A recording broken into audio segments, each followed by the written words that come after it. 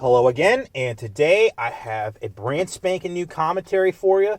I've been very busy with the Groiper War crap, but I want to get back to my roots. I want to get back to talking about entertainment, so I have two commentaries related this week for you, and a couple others in the pipeline, as well as some clips that I am putting together that you might have seen already, or if not, there will be coming in the weeks. I got that great meme video of Nick Fuentes dancing with the Joker footage overlaid. That, to me, that was like a really harebrained idea I had at the last minute to just slap together, put online, and have everybody be aware of it. But The Irishman came out this past weekend in select theaters, and it is coming out later in the month on Netflix. And I want to discuss Martin Scorsese's opinions on Marvel movies. I got his op-ed ready to be read later in the commentary, but I just want to go with my initial disagreements and then move in from there. So initially, I disagreed with Martin Scorsese's thesis that,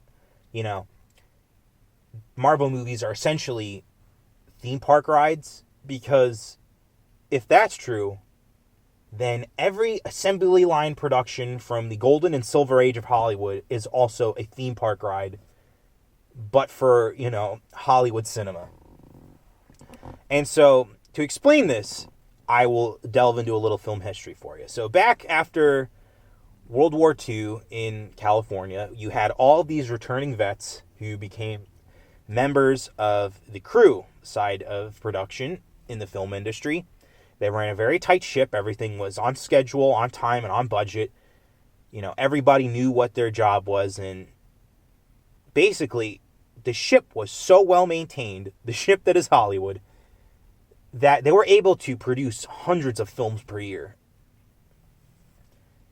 And this kind of assembly line production has basically been maintained up until this day, where you now have the blockbuster format and the blockbuster system of creating these large tentpole films on time, on budget,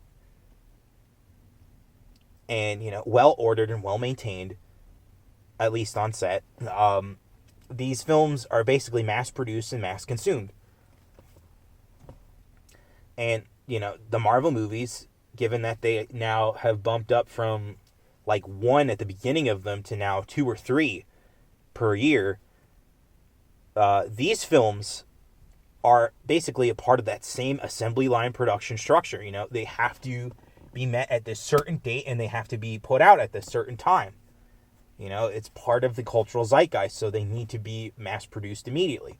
Now, Martin Scorsese himself came up in a different era of Hollywood, one that is called New Hollywood, in which the studio system that I described basically collapsed, and you had all of these kind of mega corporations come in and buy up the studios and prop them up with their capital, but they didn't really know what the fuck to make. They didn't have the creative savvy to be able to put out movies. They just kind of used focus group studies and learning about demographics of consumer products and entertainment, and they basically adapted this system and asked the people what they want. And people wanted new, original, fresh takes on movies. And because the studios did not know who to hire, they essentially hired right out of the film schools. And Martin Scorsese is one of the East Coast New Hollywood directors. Most of them came from the West Coast, like Francis Ford Coppola, George Lucas, Brian De Palma. Steven Spielberg, despite being a dropout, was considered part of this brat pack. And Martin Scorsese was the East Coast boy of this movement. He started out with a film called Mean Streets, then spiraled into films like Raging Bull, Taxi Driver, Goodfellas, Casino, and now he's this prolific filmmaker, and he's done movies like recently like The Wolf of Wall Street and Silence. The two of these I've seen in theaters this decade, and The Wolf of Wall Street specifically was such a fun experience to sit down with an audience. But in this New Hollywood era, there was so much creative freedom because the studios didn't understand what worked at the time, and this was right before the blockbusters known as Jaws and Star Wars hit. So they didn't really have mega hits in the cinema. They just kind of experimented with, what the filmmaker could deliver. And that's how we have this classic library of films that came out from like the early 70s to the mid to late 80s. This is this is what they call the Renaissance of Hollywood in the new Hollywood era. However, now we are fully back into this kind of dark age of Hollywood in which there is a creative drought, but there are still so many movies produced each year, and a lot of them are, big blockbusters or kind of Oscar bait fare. And then, you have your demographic fillers, the romantic comedies, the, bro comedies, the kids movies. These are the things that kind of fill the gaps around the blockbusters and around the Oscar bait. And so everything is just pre-planned to shit. There's no real room to grow creatively inside these films unless your name is Kevin Feige and you can essentially set up a cinematic universe that you allow filmmakers to play around in while giving them certain parameters. And, now people like Martin Scorsese and Steven Spielberg and Francis Ford Coppola are forced to compete with the studio system because the studio system does not see what they do as great anymore. They see them as, relics of a bygone era. And it's unfortunate, and it's really almost embarrassing, to say the least, as someone who appreciates and loves film and wants to be a major filmmaker when I'm older. It's embarrassing to be a part of the system that, okay, I'll just explain how bad it got. In 2012, Spielberg released Lincoln to a wide audience. That movie, according to him, almost was an HBO exclusive that was not going to be released in theaters, and instead it was just going to be released on the HBO channel. This is like still pre-HBO Go and HBO Now. So you got to understand, as a filmmaker who, regularly got a wide release, how fucking awful that sounds. It's like, oh, instead of, going to my usual wide audience, I now am limited to a fucking television channel. Like it's almost like the reverse of creative growth. It's the reverse of career growth. And with this, Martin Scorsese has, decided to executive produce some other filmmakers to, kind of potentially maybe boost his name or help the studios recognize that, hey, I'm still good to play, coach. And so he executive produced Joker for a time and then kind of let Todd Phillips take over his own movie, and Joker is now the wide release blockbuster success of a character-driven comic book film. And, when you're at some of these press events, they tend to ask you these kind of ridiculous or stupid questions. And so this is to create, a hot mic moment so that they can run with it and create news off of it and generate clicks for the website. And so Martin Scorsese was asked about, what he thought on Marvel movies, and he said, well, they're basically like theme park rides. I don't view them as cinema. And this, of course, caused a giant controversy, and Francis Ford Coppola weighed in, and he's more of a crackpot nowadays compared to Martin. Martin, at least can deliver a mainstream film like The Wolf of Wall Street, whereas Francis Ford Coppola is just doing shit like Tetro, where it's like films only he wants to watch, and no one else can really connect to. So I don't really value his opinion in this conversation, specifically because he is so ego-focused, so egocentric in what he creates now that it's like, dude, are you just trying to get your hat in so that people go see your fucking passion projects? Like, try to make another Godfather before you die, please. So now that I've explained myself, I would like to read Martin Scorsese. I said Marvel movies aren't cinema. Let me explain. And I'm going to be doing this kind of pseudo Scorsese impression so that you know that I'm reading the article. And so here we go. When I was in England in early October, I gave an interview to Empire magazine. I was asked a question about Marvel movies. I answered it. I said that I tried to watch a few of them and that they're not for me. That they seem to be more close to theme park rides than they are to movies as I've known and loved them throughout my life. And in that end, I don't think the cinema. Some people seem to have seized on that last part of my answer as insulting or as evidence of hatred for Marvel on my part. If anyone is intent on characterizing my words in that light, there's nothing I can do to stand in the way. Many franchise films are made by people of some considerable talent and artistry. You can see it on the screen. The fact that the films themselves don't interest me is a matter of personal taste and temperament.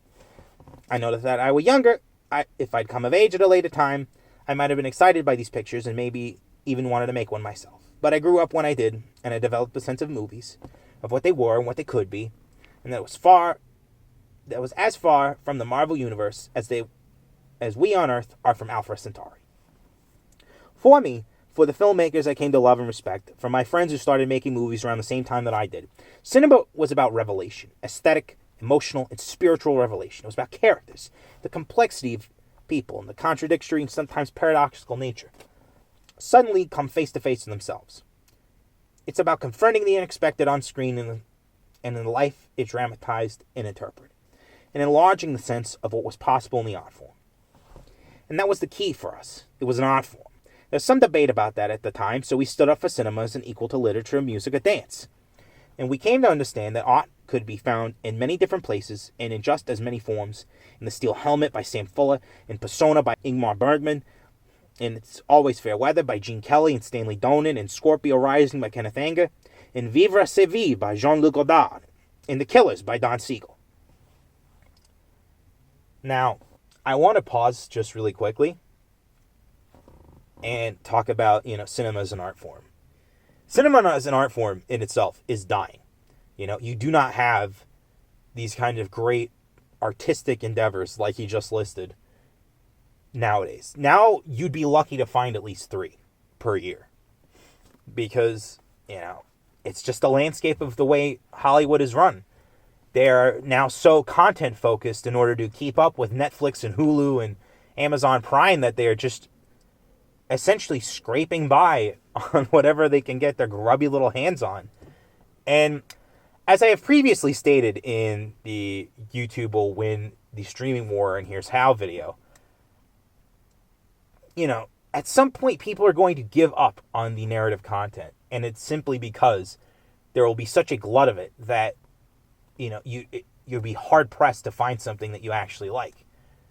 And you don't want to pay for this crap because it's essentially paying into a service that you have no control over. Whereas you can just type in whatever you're looking for on YouTube and get it. And so we go back to the article.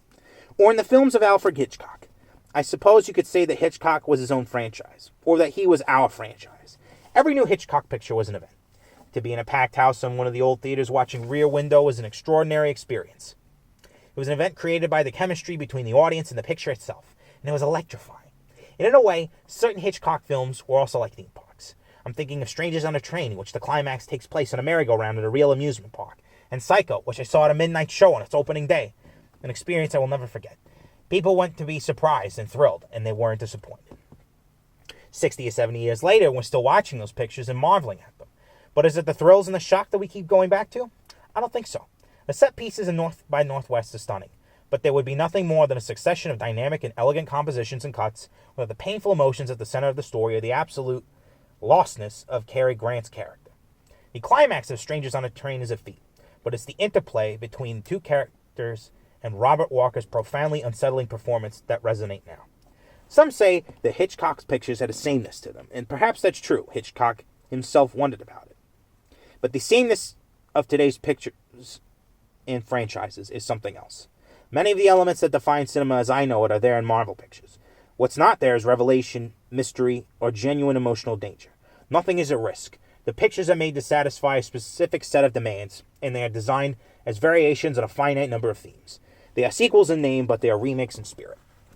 And everything in them is officially sanctioned because it can't really be any other way. That's the nature of modern film franchises. Market researched, audience tested, vetted, modified, revetted, and remodified until they're ready for consumption. Another way of putting it would be that they are everything that the films of Paul Thomas Anderson or Claire Denis or Spike Lee or Ari Aster or Catherine Bigelow or Wes Anderson are not. When I watch a movie by any of those filmmakers, I know I'm going to see something absolutely new and be taken to unexpected and maybe even unnameable areas of experiences. My sense of what is possible in telling stories with moving images and sounds is going to be expanded. So you might ask, what's my problem? Why not just let superhero films and other franchise films be? The reason is simple. In many places around this country and around the world, franchise films are now your primary choice if you want to see something on the big screen. It's a perilous time in film exhibition, and there are fewer independent theaters than ever. The equation is flipped, and streaming has become the primary delivery system. Still, I don't know a single filmmaker who doesn't want to design films for the big screen to be projected before audiences in theaters. That includes me, and I'm speaking as someone who just completed a picture for Netflix. It, and it alone, allowed us to make The Irishman the way we needed to, and for that I'll always be thankful. We have a theatrical window, which is great. Would I like the picture to play on more big screens for longer periods of time? Of course it would. But no matter whom you make a movie with, the fact is that the screens in most multiplexes are crowded with franchise pictures. And if you're going to tell me that it's simply a matter of supply and demand and giving the people what they want, I'm going to disagree. It's a chicken and egg issue. If people are only given one kind of thing and endlessly sold on one kind of thing, of course they're going to want more of that one kind of thing. But you might argue, can't they just go home and watch anything else they want on Netflix or iTunes or Hulu? Sure, anywhere but on the big screen where the filmmaker intended his or her picture to be seen. Now, another interjection. We are not going to have the theater for much longer, especially the franchise theater. You know, your AMCs, your Regals, your fucking City Cinemas, Crown Cinemas, all of the theater chains are essentially going the way of the dinosaur. And why? It's because they cannot compete with streaming.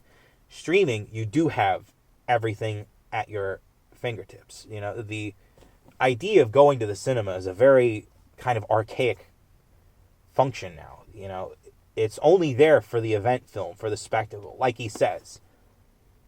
But people are going to want more. I believe the fact that Joker is as successful as it is an indication that they want more character-driven crap. And the studios will view that as, we want more character-driven DC films. We want more movies centered around the villains. Like when Aquaman came out, did $1 billion, and they were like, oh yeah, let's greenlight The Trench, because that was the best part of that movie to expand upon, you know? And as ridiculous as I find that is essentially what the studio system works in, and why I think, you know, the modern filmmaker, or the filmmaker like Mr. Scorsese, who is from the New Hollywood era, should reject the studio system. However, their flaw is that they want to project their movies in theaters, and I understand that, but you gotta understand that some people in their own homes have better technology than your average dime store theater, which they don't even make those anymore. They don't even have the discount theaters. And if they do, then they're, you know, one of the only ones in the area. And I'm talking county. Like, you have to drive to the next county over to find another discount theater, another drive-in. And, you know, we're going to lose the theater chains this decade, I am pretty sure, and it is because of the fallout of the streaming wars and the desire to have as much content for your streaming platform as possible. But again, the theater chains can learn from this. They can stop pushing that shit, and they can start pushing more of the independent fare, more of the character-driven films, and, you know, more re-releases of classics. And as much as the streaming wars interrupts the redistribution of older films, I think the theater chain that will survive the longest, because they have the ability to host the independent films as well as the redistributions through Fathom events, is AMC. And it's because AMC has built this platform to protect itself from the streaming wars. And so we return to the article. In the past 20 years, as we all know, the movie business has changed on all fronts, but the most ominous changes happen stealthily and under cover of night. The gradual but steady elimination of risk. Many films today are perfect products manufactured for immediate consumption. Many of them are well made by teams of talented individuals. All the same, they lack something essential to cinema, the unifying vision of an individual artist. Because, of course, the individual artist is the riskiest factor of all. I'm certainly not implying that movies should be a subsidized art form or that they ever were. When the Hollywood studio system was alive and well, the tension between the artists and the people who ran the business was constant and immense, but it was a productive tension that gave us some of the greatest films ever made. In the words of Bob Dylan, the best of them were heroic and visionary. Today, that tension is gone, and there are some in the business with the absolute indifference to the very question of art and the attitude towards the history of cinema that is both dismissive and proprietary. A lethal combination. The situation, sadly, is that we now have two separate fields. There's worldwide audiovisual entertainment and the cinema. They still overlap from time to time, but it's becoming increasingly rare. And I fear that the financial dominance of one is being used to marginalize and even belittle the existence of the other. For anyone who dreams of making movies or is just starting out, the situation at this moment is brutal and is inhospitable to art. And the act of simply writing those words fills me with terrible sadness. Now, the article is over, and I do believe that in his final paragraphs, he kind of hits the nail on the head, where we have the bleak outlook and the inhospitable turn. But at the same time, I could literally recall certain films that were given distribution despite the lack of studio help initially.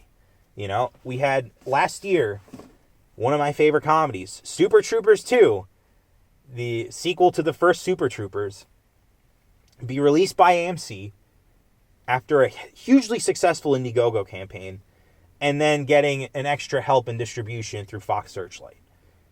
Now, if it wasn't for the fan support of that film on Indiegogo, you would have not had that movie come to theaters. That would have been a straight DVD release, and it would have been loved by the cult fans of Broken Lizard, but mainly forgotten. And instead, it was in theaters. They had, they brought out the filmmakers, I believe in New York, for a Q&A session. And, what other theater chain can say that they can host that kind of crap? I know that the other theater chains are not made on money, but, if you want to survive, you need to start being aware of these tactics, start being aware of trying to get more filmmaker-focused movies out there, these more character pieces, these more beloved sequels to classic films that people actually want, rather than shit like The Force Awakens or The Predator.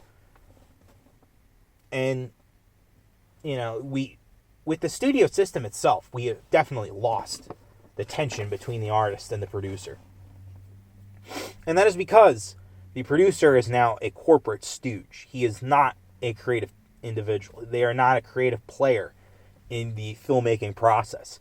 Instead, they are just the person to facilitate the money into the picture and then the picture into the theaters to make the money back. They're all completely focused on the quarterly projections and the box office gross domestically. If the film makes money internationally, they could literally give a shit. Because to them, if it doesn't make money on home turf, it doesn't make money. And in the future, it for someone like me who's a budding filmmaker, it's a bleak world to be living in. At times I have truly felt like maybe I should just go into some kind of manual labor and hang up the fucking towel at the end of the day, because it's not going to be worth, all of the sacrifice. But then I think about, what I can do if I just get in the right room at the right time or know the right people. And I remember that I can do great things with the talents that I learned in film school. And that's what kind of keeps me motivated to be working in movies at the end of the day. And I hope, to someone like Mr. Scorsese, who has been in this business forever, still has that kind of motivation to make the next great American movie. And I hope that some of the people who have been disillusioned by the system and the process, like Francis Ford Coppola and George Lucas, do have it in them for one last rodeo. one last, hey, I'm going to do this movie that I really like, that I think you might like too, and bring it all together and really wow people by the end of their career. And so to the studios out there who,